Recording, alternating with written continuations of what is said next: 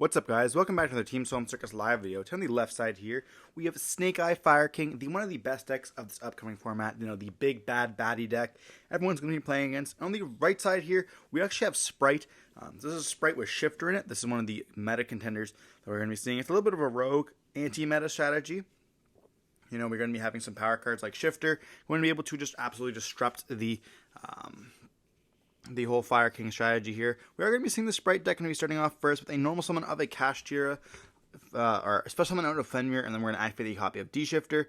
Then we get a normal summon out a copy of Hyperia to draw an additional card as well, setting one card and passing. Okay. Interesting board. And we're going to see, okay, Fenrir is going to be searching here. They did forget about that, but that is going to be, they're going to say that's fine. You know, probably want to search before you draw off the Hyperia there. Maybe not wanting to play on the Droll, but they're on their Shifter, so Droll does not even matter here. But yeah, this definitely is not the greatest. But you're going to see them normal summon out Onyx, activate the effect here. Not looking too good for Sprite. You know, this is not the kind of deck, but we'll always see that Shifter will be able to pay it off. You know, there are a few Shifter decks in the format that are quite good. Looking at Fluanderies as well as Kashtira making a heavy splash lately. We're going to see them activate a copy of the Sanctuary, which is going to place the island onto the field. A lot of decks are only on one Onyx, so destroying that with the copy of island may not be the play anymore. We're going to see them activate the effect, destroying the Poplar instead here, which can search us for a copy of Garunix. Then Garunix can push himself out and destroy from the deck. But chances are we're not going to be destroying it from the deck because of the fact that we do want to not destroy those Kiryans, and Kiryan will be able to summon itself out. We're going to activate the effect of the Garunix here, and we could just get it hit with the copy of the Fenrir on resolution, banishing it face down.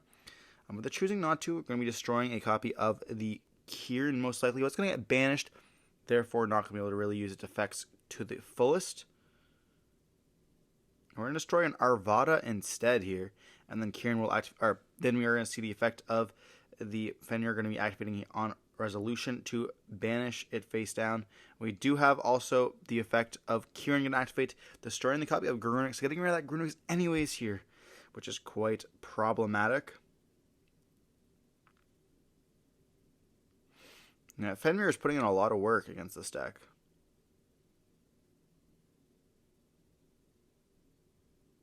We're going to see them go battle phase, attack over the Hyperia. And we're going to link away for a copy of the Link Kribo. And this is going to make it so that they can't beat over everything and make them be able to lose. We're just going to pass on this. You know, now Shifter is no longer alive. I don't think we have any way of getting those cards back. We do have the Oak in the deck that can bring back the copy of Onyx, though. So that might potentially be an option that we do see. We're going to see them turn the Fenrir into attack position here. And then they're going to be maybe making another normal summon.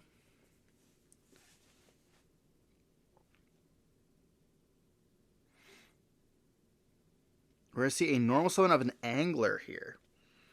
Then we're going to be linking away for a Sprint, activating the Sprint effect to then send a copy of the Angler. Then they're going to activate the copy of Ash Blossom, get hit with the Cobble of the Grave, summoning out that double Beavers here. This can go for a Gigantic. We have everything that we need now. We're going to be able to go for a Gigantic with 30 to attack, and we can attach to summon out either potentially a red or a blue. Blue can then search for a copy of Jet, and then Jet can summon out a copy of Starter. Starter can get your red, you know, having that extending plays. Being able to also deck them. We also see them looking for a copy of the Gamma Burst. This is going to be able to make it potentially have an OTK here. You know, you want to be able to do that under the Shifter. And so a lot of times when you see Shifter, you are playing the copy of Gamma Burst. We're going to go for a Cat Shark here. Activating the Gamma Burst. And then we are going to take a second to read the Cat Shark. This is going to facilitate OTKs so much easier. Then we're going to activate the effect of the Cat Shark, doubling up the attack of, I believe, the Gigantic. The Gigantic is already at 32 because of the fact that it turns its original attack into that. So it's going to be at 64 here.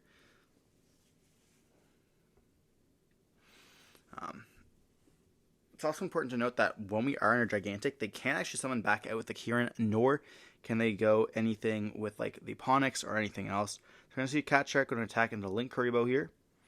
Then we're going to be seeing the Jet attack into the Kieran.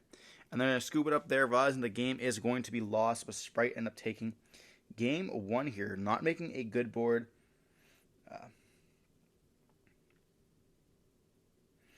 But yeah, quite powerful. Like that's like we double the attack. So that's 64 plus 14. So like that's just kind of crazy to be honest.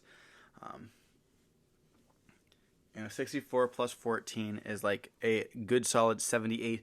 Dealing that 200 extra damage is going to be quite easy, but very nice. Like we saw an Iperia Fenrir pass essentially, and then they had the Club Theory for the Ash Blossom as well as the Shifter. Where Shifter just like OTKs so many decks in this format, which is why we saw yesterday in the deck profile that why he was playing it there. So yeah, if you guys want to see the deck profile, he is posted yesterday.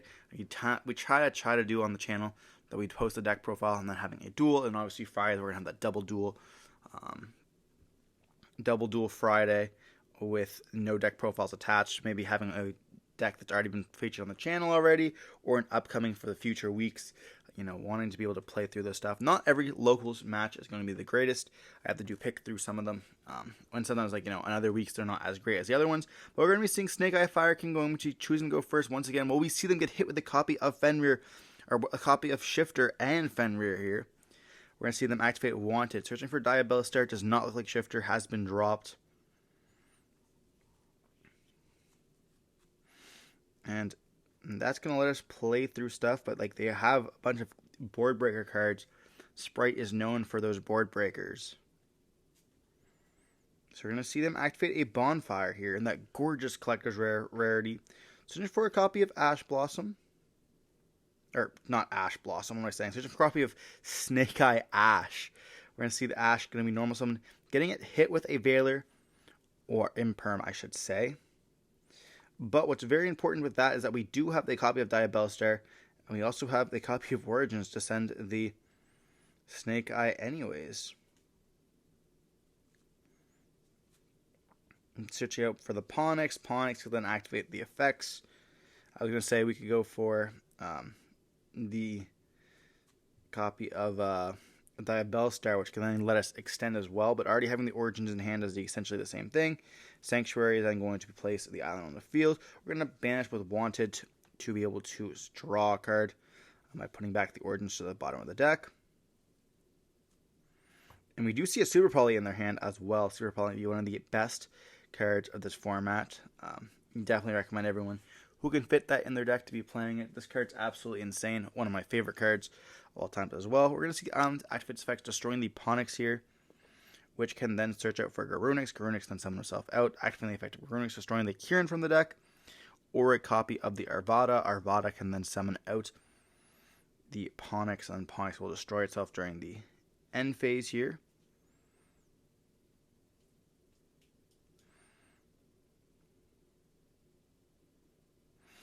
The Kieran can Kieran will be able to summon itself, summon with the Ponix, and then Ponix can actually link away into Link Kuriboh. And we can do some climbs here. We're going to summon up the Diabellstar by sending the Sanctuary, and then that's going to be able to set the Origins here. So most likely not playing the Garunix XYZ. We also have Super Poly in their deck, so maybe cutting those spots for that. Then we're going to be seeing a link into, or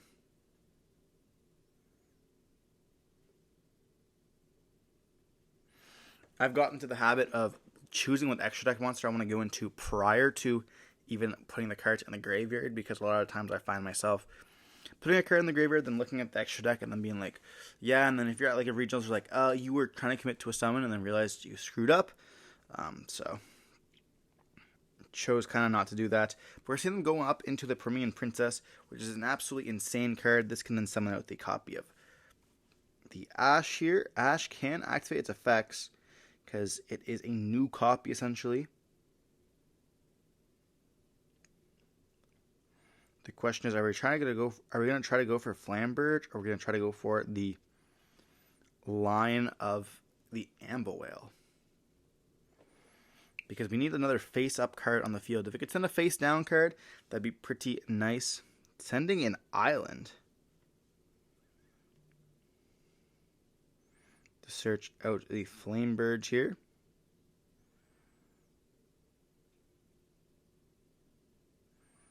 Okay, then we can gonna see the effect of island gonna be destroying the cards on the field. That will trigger the Flame Bird to summon out.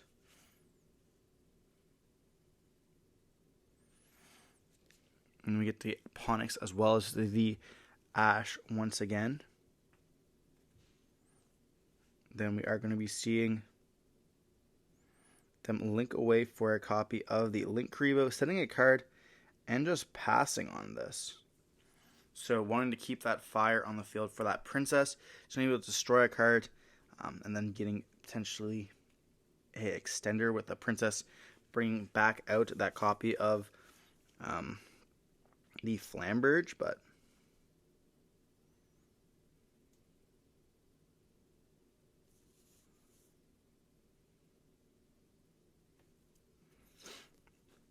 we're going to be seeing them, like, they can get hit with Imperm, but they have some too.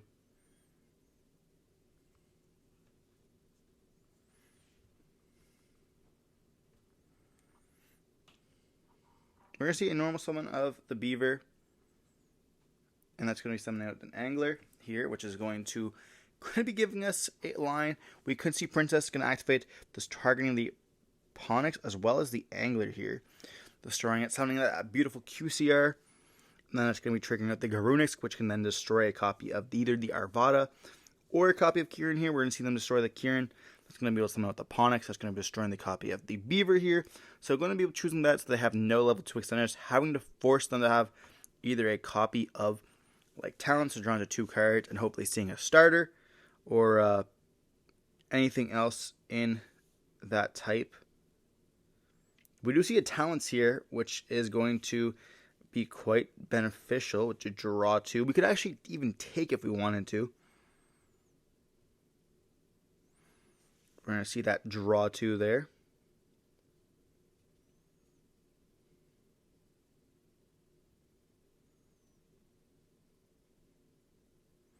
Then we're going to activate Super Poly, sending a Jet. When we go for Garua with the two-wing beasts,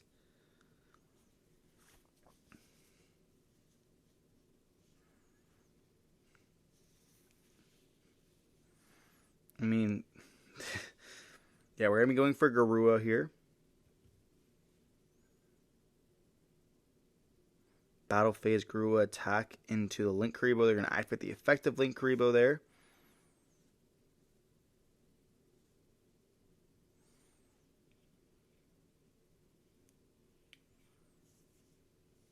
They're going to let that actually go through, taking the damage, interestingly enough. Probably so that the effect cannot be, attacking into it once again. So yeah, so you take the damage there, because then you don't have a redeclared attack, and then they get an additional draw. But so they're going to go main phase 2, going for a Typhon. Typhon's going to be bouncing back the Princess, and getting them to draw anyways here. Setting a card and just passing turn on this. And then we're going to be seeing the Snake Eye player just pass turn as well. That was my biggest problem when I was playing the deck. I just couldn't find myself. I was drawing into cards that are like hand traps. Like after my first initial push, I just have nothing. We're going to see them normal summon the Beaver, summon out the Angler, getting hit with Super Poly here, going for the Mud Dragon. And once again, they are going to be struggling here. Not going to be able to play through this. We can Typhon attack into it. We could have chained. It should be, I guess it has to be originally a fire, so we're going to set another card and pass turn. This is how it feels to play the deck. We then get to special summon or normal summon with the Jet, activate the effect of blue, and we just draw into fire, and then we have, Talents and the Origins. That was my exact problem as well with the deck here. But we are going to be seeing the Spright player end up taking it 2-0, that absolute sacking with the copy of Shifter, and then drawing into those bricks, which I think is definitely a problem with the deck in game, going game 2. A lot of times, you draw into Talents in mid game, or you draw into Call by the Grave, or even a Bell after your turn 1 push. It's like if I have nothing else, I just can't really play, which is like why you play. It's hard to play like heavy engine and then playing lots of non-engine as well because you want to have that initial draw. But it's kind of unfortunate that we end up seeing it. Like it's supposed to be a very consistent deck, but it doesn't feel like that all the time. But hope you guys enjoyed watching the video. Don't forget to like, comment, subscribe, and see more content like this. Don't forget to stay safe. Peace.